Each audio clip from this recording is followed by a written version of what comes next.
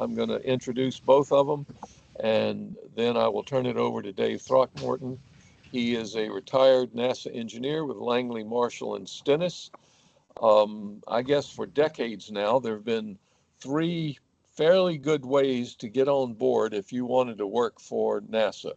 You could join the apprentice program, you could join the co-op program, or you could go to work as a contractor, and once folks at Langley got to know you, if they liked you, they would find a way to bring you on board. Well, Dave went the co-op route, starting in 1966. He later graduated with a bachelor's in aerospace engineering from Virginia Tech. Go Hokies. He went to work as a full-time employee in the aerothermodynamics branch. He earned his master's degree in aerospace engineering from George Washington University as part of the graduate education program here at Langley. His early work at Langley was in the hypersonic wind tunnel testing of various configuration possibilities for the space shuttle. He was a principal investigator for SILTS. I love NASA acronyms. It was the Shuttle Infrared Lee-Side Temperature Sensing Experiment. Maybe he'll tell you a little bit about that in his talk. Later, he was from 84 to 94, he was the assistant head of the aerothermodynamics branch. And from 94 to 2000, he was the manager of Langley's Space Transportation Program Office. He left Langley in 2000 to take the Deputy Director of Engineering job at Marshall, so at least he stayed in the agency. And in 2003, following the Columbia tragedy, he became the Deputy Director at Stennis. He had barely had time to get his feet wet, pun intended, before Katrina struck, and that's going to be the primary talk of his presentation as we are now 20 years post Katrina. He retired in 2007 and spent several years as an independent consultant for commercial clients before going back to work in 2012 for Northrop Grumman as a program manager for the Teams 2 contract. And then in 2016, he moved to NIA as their vice president for engineering, which is where he worked until he retired for the final time in 2023. Dave has had several awards over the course of his career. He has a NASA Outstanding Leadership and Excellence Service Medal. He has presidential rank of meritorious executive from the Office of Personnel and Management, and he is a fellow of the AIAA. So that is my introduction for Dave. We'll now move on to the next. Okay, hold on 1 second, and I will. There you go. How about that? That's good. Cool. It's good. Perfect. All right, there you go, Dave. All right, thank you very much. It's a real pleasure to have the opportunity to kind of retell the Katrina story of 20 years ago for what I hope is the last time. Subsequent to the storm, I did kind of a roadshow around the NASA centers and provided essentially the same presentation, but it just seemed appropriate 20 years after the Katrina incident. In the middle of hurricane season, it would be an appropriate topic for today. So I guess I'm going to have to keep saying next, Kathy. So next, fine. Please. You're fine. So here we go. Here's geographically the location of Stennis Space Center and the Michoud Assembly Facility. Stennis is in very Mississippi, and of course Michoud is on the outskirts of New Orleans. Next, please.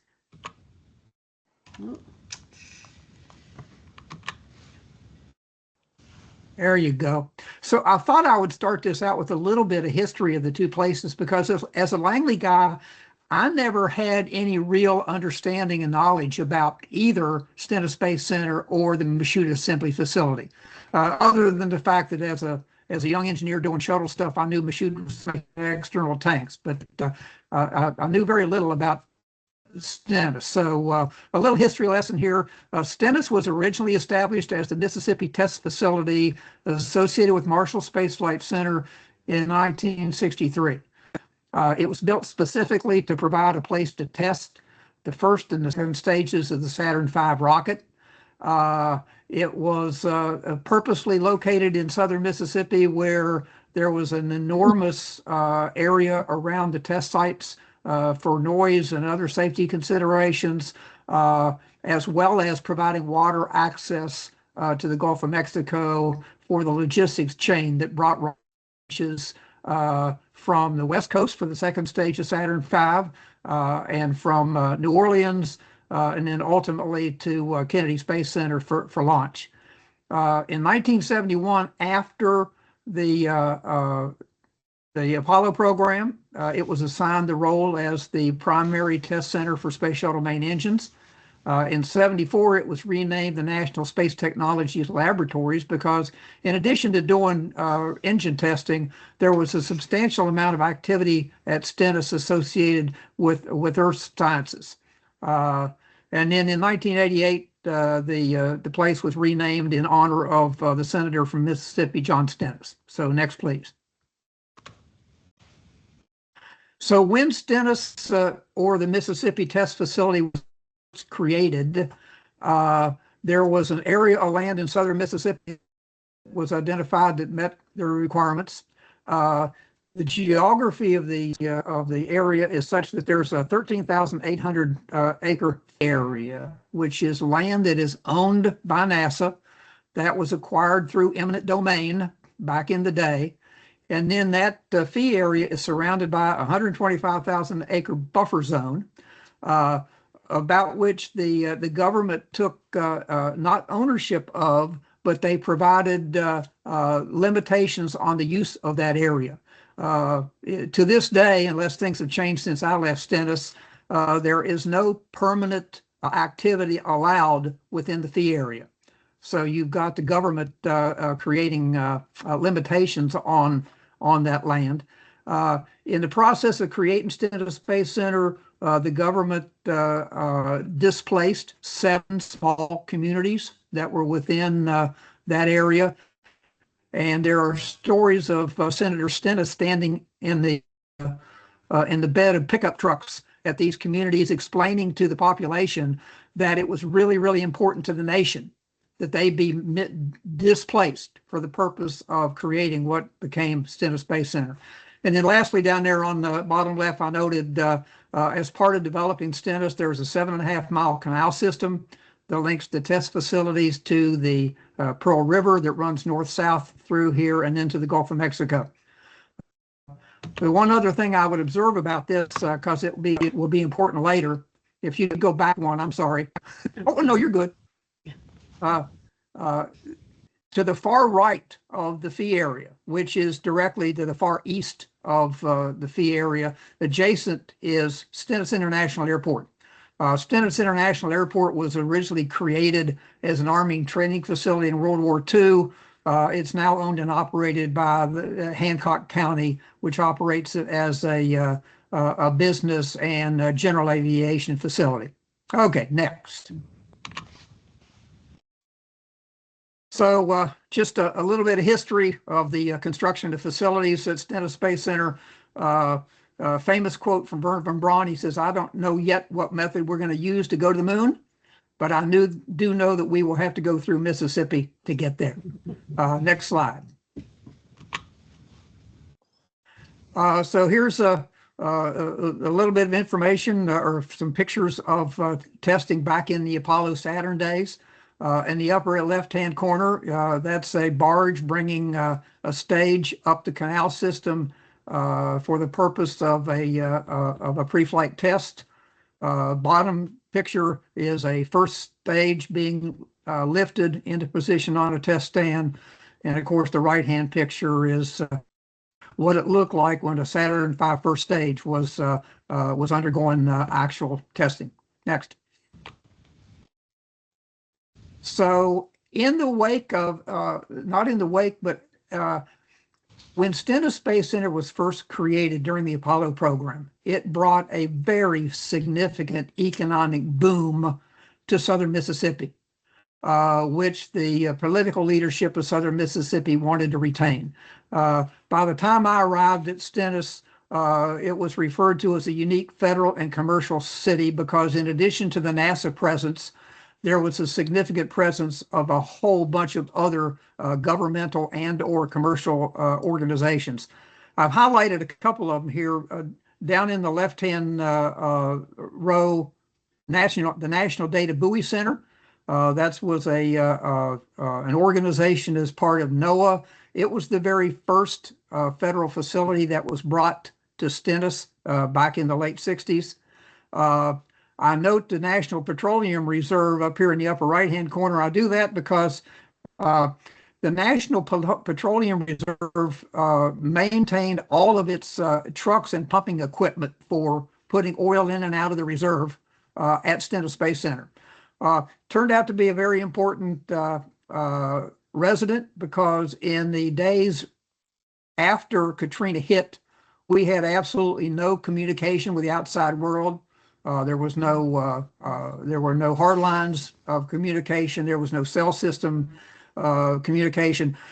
The manager of the Strategic Petroleum Reserve had a satellite phone, which he brought to our headquarters that gave us our first opportunity to communicate with the outside world.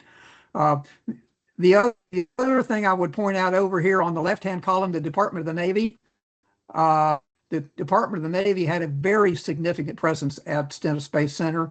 The headquarters of the Navy Meteorology and Oceanography Command was just down the hall from our NASA director's offices. There's an outfit down here called the Navy Special Boat Team. That was a Navy SEAL organization that did riverine warfare. Those guys were the first ones up the Tigris and Euphrates River in the Iraqi War. Just one other observation. So the individual, Tom Donaldson, who was the Vice Admiral in charge of the Navy Meteorology and Oceanography Command, he retired in 2003 and became the director of Stennis Space Center. He became my boss shortly after my arrival there. He had absolutely no technical understanding of what it was that NASA did at Stennis Space Center, but his selection was driven significantly by Senators Trent Lott and Thad Cochran from Mississippi because they wanted to see this place continue to grow as an economic focus for southern Mississippi.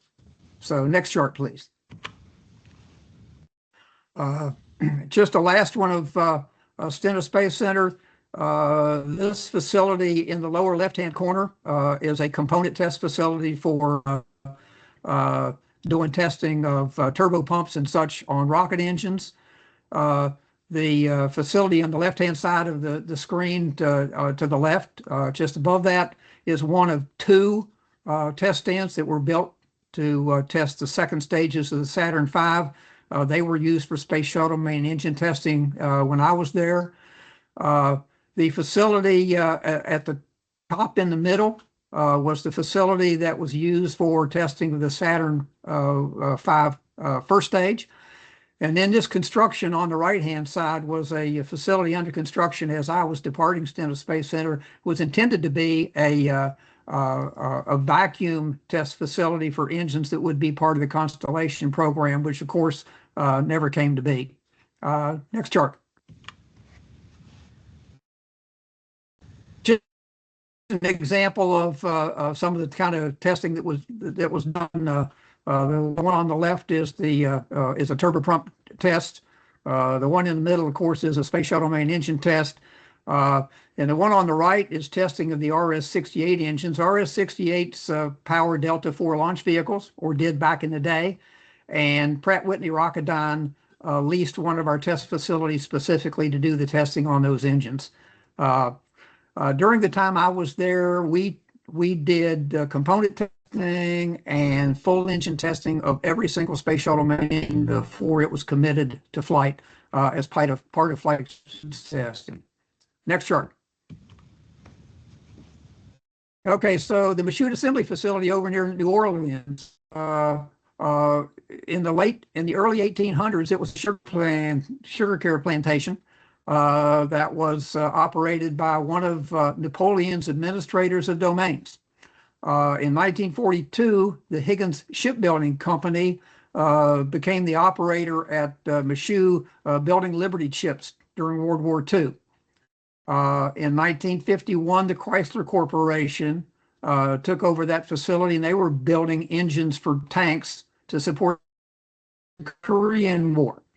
And then in 1961, again, here we go, the beginning of the Apollo program, the facility was acquired by NASA. In the 60s, the first stages of the Saturn V rocket were produced there. And in the 70s and 80s, the external tanks for Space Shuttle main engines were produced there. Next. So here's an overview of the Michoud Assembly Facility. Like I said, it's on the eastern outskirts of New Orleans, Louisiana. And I would specifically point out the levee system here. The levee system is what keeps the water from the Gulf of Mexico in a hurricane from inundating the center. Those levees and the pumps that pump water out were an extremely important element of maintaining Michoud operations post-Katrina. Of course, there's an external tank. Next slide. So here we go. Let's talk about the storm itself. Next slide, please.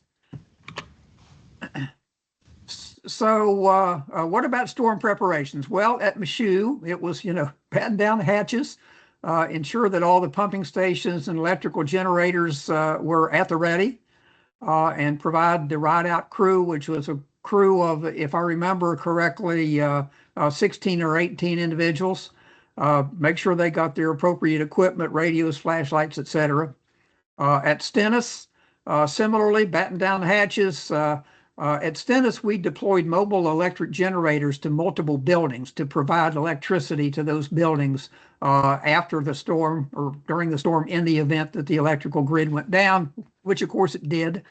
Provide members of the ride-out crew with their appropriate equipment, radios, and flashlights.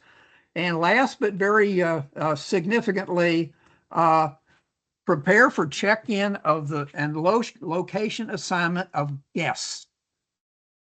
The culture in southern Mississippi, I found, was extremely unique, and it was an historical way of doing business. Every time there was a storm headed to the coast of southern Mississippi, the local residents who were afraid to stay in their homes would retreat to Stennis Space Center. They would be checked in, they would be assigned a building to go to, and they had a safe place to hide from the storm. Happened several times in the first couple years I was there before Katrina. And so you have this nasty storm. When it's over and done with, people check out and they go back home, and everything is wonderful. Katrina was a bit different. Next storm, next slide. So here was, and this for me is very important. At 11 in the morning on Friday, August 26th, the projected path of Katrina, as you'll see, was into the panhandle of Florida. Michoud and Stennis were going to be well west of the eye of the storm, on the proper side of the storm. And so it was not anticipated to be a very significant threat to Stennis or Michoud at that time. Next, please.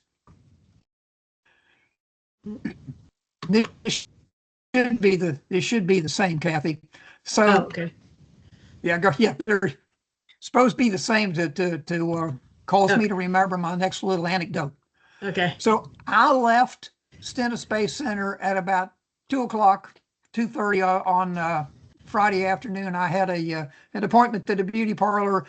So I'm about to leave, and I go through the main area of the director's suite.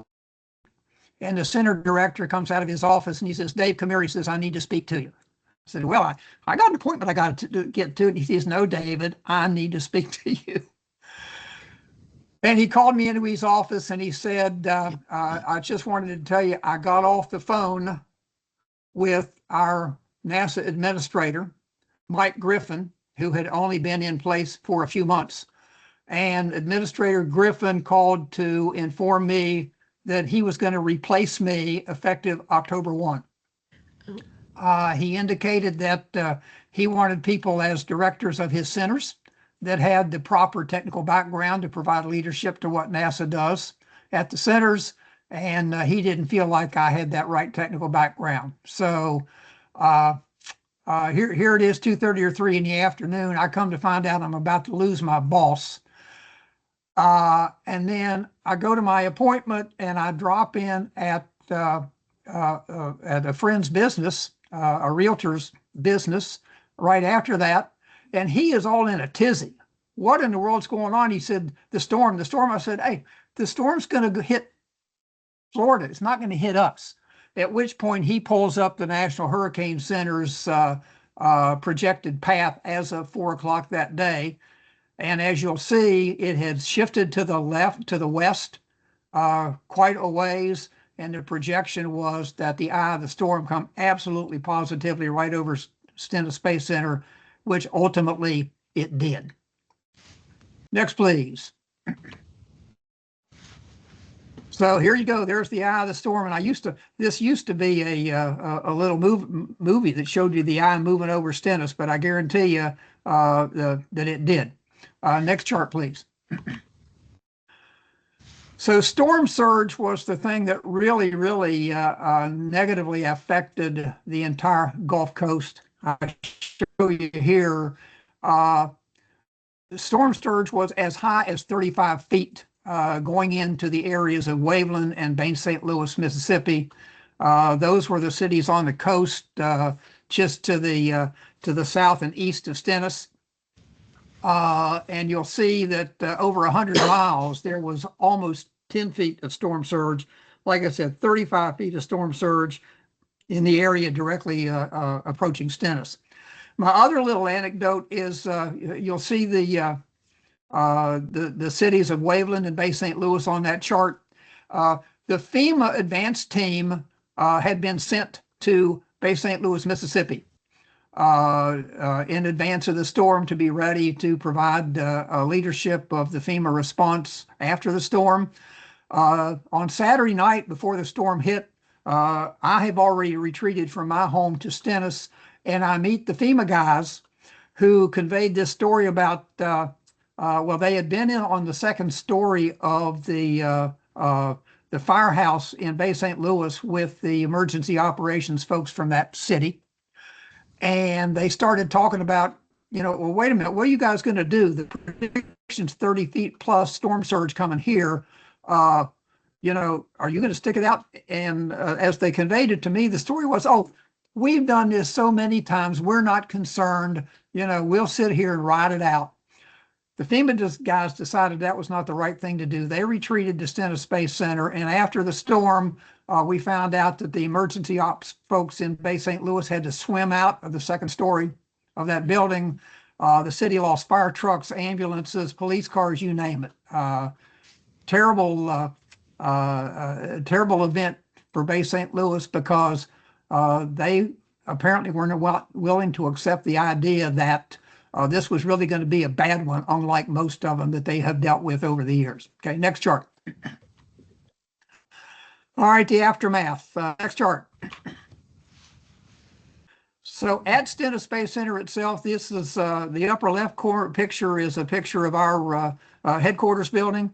You'll note that the roof had been completely ripped off one wing of that building. We got extensive water damage all the way down to the first floor of that building because when the roof came off, the water just flowed all the way from the top to the bottom. The picture on the lower right-hand side is the Pratt Whitney Rocketdyne facility where they put together those RS-68 engines I told you about. They didn't have any damage in the work areas, but you can see that they had some damage to the building in their administrative areas. Next chart. At Michoud, they did have some wind damage, but the big issue over there, of course, was flooding. The picture in the upper left is an aerial shot of Michoud the day after the storm, or 2 days after the storm. You'll see there's just water everywhere. The lower right-hand picture is a picture that oversees the Interstate 10, which was the primary east-west road from Mississippi through New Orleans over into Texas. And that river of water to your right was the access road to Michoud Assembly Facility. So here we are 2 days after the storm, and there's no access. Next chart. Here's Michoud, some wind damage to facilities there. Several buildings you'll see had roofs ripped off. There was at least one external tank in production, which suffered water damage that had to be completely reworked. Next chart. This is the Air Products facility in New Orleans. Now, you'll note this is 10 days after the storm, and that facility still is completely flooded. That's important because Air Products was one of the places where we at Stennis Space Center got our liquid oxygen and liquid hydrogen that was used in the testing of the Space Shuttle main engines. Next chart.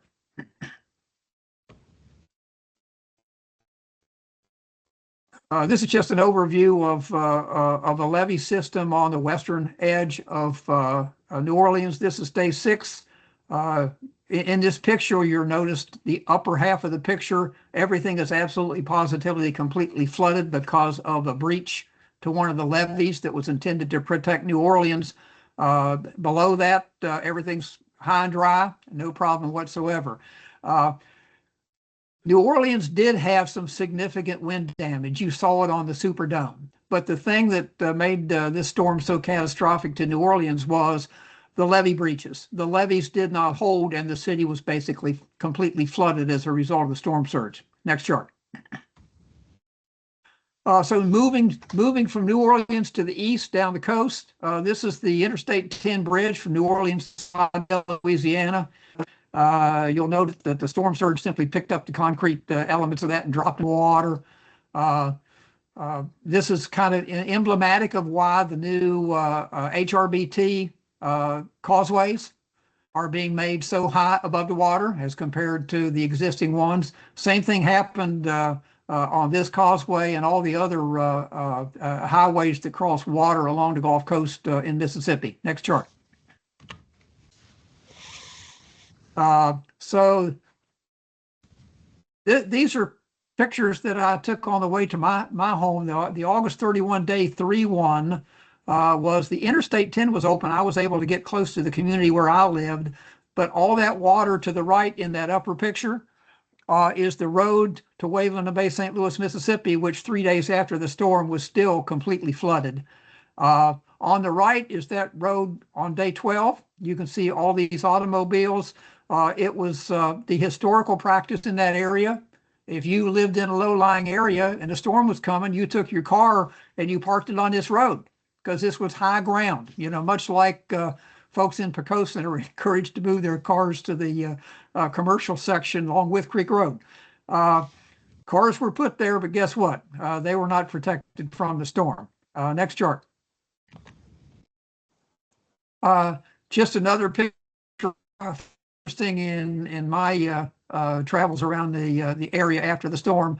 The storm surge completely ripped up the railroad track you're seeing here. The Gulf of Mexico would be to your left, and the storm surge came across there and ripped it out. And of course, on the bottom right is what you typically saw of any and every home near the water in these areas. That the home was ripped off the support beams that was intended to put it high enough above the water. So if there was flood, the house was okay because you had those stilts to hold it up above the water. Next chart.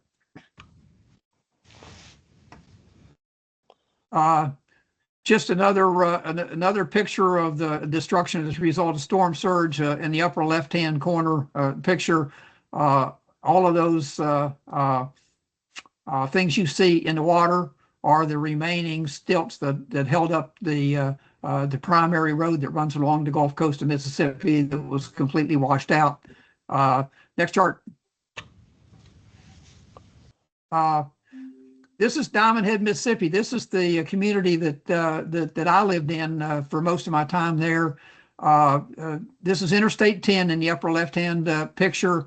That gasoline tank you see there was a fuel tank from the Diamond Head Private Aviation Airport that was 5 miles away from where that tank ended up. The picture on the bottom right is kind of looking down the road from the interstate to the area where I first lived when I was asked to go to Stennis. Next chart. And here's a couple pictures from down in there. If you look at the picture in the upper right-hand corner, there used to be 2-story condos sitting on top of those stilts that you see still standing. One of them was the condo that I rented when I first arrived in southern Mississippi. Thankfully, I had moved to a more permanent location before Katrina hit. Next chart. Moving again to the east, this is Long Beach, Mississippi, and this is 3 days after the storm. You'll note that that diagonal feature from the upper left-hand side of the picture to the lower center is the debris line that the storm surge has just taken everything out from the Gulf Coast back to that spot and deposited all this debris. Next chart. It was really of relatively personal interest because here's another picture of it. The home in the lower left-hand corner would belong to our HR director. That was not her boat. Next chart. Just kind of another picture that shows you what the general destruction looked like all up and down the Gulf Coast. The foundations of homes were still there, but the homes were not. Next chart. So this is a picture of Biloxi, Mississippi, before the storm on the left and after the storm on the right. I would call your attention to the rectangular feature, the roof of something rectangular you're looking at about 2/3 of the way down the middle of the left-hand picture. And then you go to the right-hand picture and you'll note there's a big rectangular feature that's now ashore, all kind of cattywampus. In southern Mississippi, or in Mississippi at the time, riverboat gambling was legal. And what riverboat gambling meant along the Gulf Coast was the casinos built hotels on dry land along the Gulf Coast, but their casinos had to be floating. So the casinos were in barges that floated up and down with the tide. When Katrina hit Biloxi, you'll see that one of those floating casinos got washed ashore.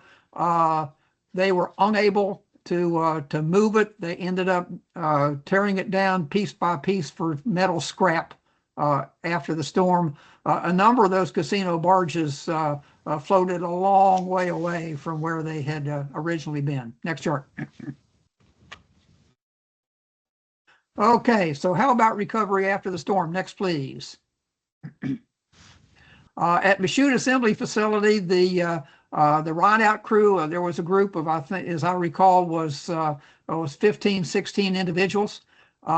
They rode out the storm. They were out in the storm, ensuring that the pumps that pumped water out of the facility behind the levees continue to operate. Those were all contractors that were part of the company that built external tanks. They were all awarded the NASA Outstanding Public Service Medal in the wake of Katrina. Next chart.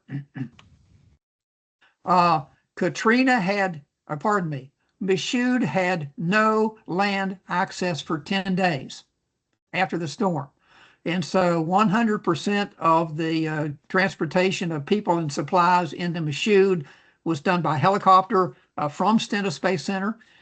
Those helicopters were provided by Marshall Space Flight Center and Kennedy Space Center. But that's how Michoud got food, water, and anything else they needed for a week and a half after the storm. Next, please. Ultimately, at some point, there was a water purification unit brought in to Michoud. That was provided by the people at Ames Research Center that trucked it all the way across the country as part of their effort to help out the folks affected by Katrina. Next chart. Stennis International Airport, I mentioned to you, it was originally a World War II Army training base. There it is, one north-south runway. After the storm, it was covered with debris as a result of the storm surge, and the 16-year-old son of the airport manager and some of his friends got out there and cleaned the runways off to allow the runways to be used as part of the Katrina recovery effort. Next chart. So at Stennis, in the days following the storm, 105 fixed-wing aircraft came in, 86 helicopter sorties. There were 747s, 737s, C-17s, DC-8s, DC-10s, you name it. Any large aircraft that could bring relief supplies to southern Mississippi brought those in by way of Stennis International Airport. The picture on the left is a temporary portable air traffic control facility that the United States Air Force brought in and set up at Stennis to enable them to control the traffic in and out of Stennis. My anecdote there is on a day, I want to tell you, maybe a day 6 or 8, something like that. Mike Griffin, the NASA administrator, was coming to southern Mississippi. He wanted to see for himself what was going on at both Stennis and Michoud. He was coming in on a Gulfstream executive jet from Washington. So I go out for the purpose of meeting him, and I go to the air traffic control facility and speak to the officer in charge and let him know that the NASA administrator, this really important guy, was going to be in the next 45 minutes or an hour, whatever the time frame was. And he explained to me that that's fine. We will accommodate him. We'll get him in here. Oh, by the way, his pilot's going to have to turn around and leave immediately. We don't have any ramp space because we've got 2 DC-10s that are going to be coming in shortly thereafter. Next chart. So as I indicated to you, the FEMA advanced people spent the night before the storm at Stennis. Stennis became the focal point of the FEMA recovery effort post-Katrina. Here's a picture that we took from one of the helicopter rides. These were trucks lined up on a road in Stennis Space Center awaiting their instructions for distribution of relief supplies. Every morning, the FEMA guys would have a meeting at the flagpole outside our headquarters building to speak to the truckers and the other relief people about the actions for the day. Next chart. So here you go. Here's a bunch of them leaving Stennis. 3,600 truckloads of relief supplies were distributed from Stennis to a 6-county area in Mississippi in the days after the storm. Next.